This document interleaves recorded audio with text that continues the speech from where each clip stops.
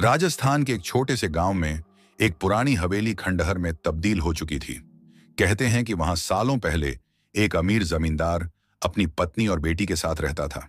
लेकिन एक रात जमींदार की बेटी अचानक गायब हो गई। उसे कभी नहीं पाया गया और उसके बाद हवेली में अजीब घटनाएं होने लगीं। गांव वालों का कहना था कि आधी रात को हवेली से एक लड़की की सिसकियों की आवाज आती थी।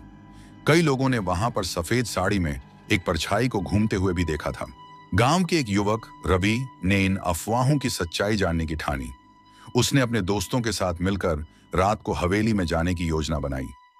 गांव के बुजुर्गों ने उसे रोका, लेकिन उसकी जिज्ञासा उसे वहां खींच ले गई।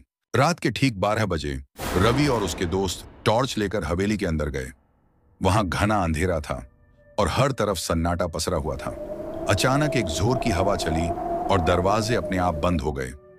सभी डर गए, लेकिन रवि ने हिम्मत रखी और आगे बढ़ा। तभी उन्होंने एक कोने में किसी के सिसकने की आवाज सुनी। जब उन्होंने टॉर्च की रोशनी डाली तो एक सफेद साड़ी पहनी लड़की दिखी। उसका चेहरा धुंधला था, लेकिन उसकी आंखों में दर्द साफ झलक रहा था।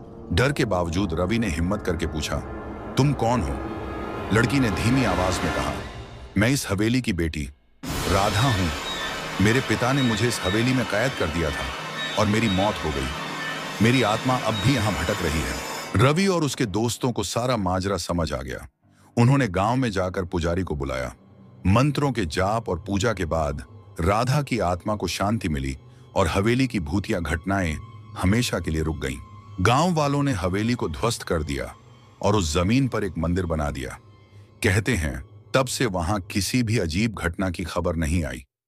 लेकिन कुछ लोग अब भी दावा करते हैं कि आधी रात को हवेली के खंडहर के पास धीमी सिसकियों की आवाज सुनाई देती है।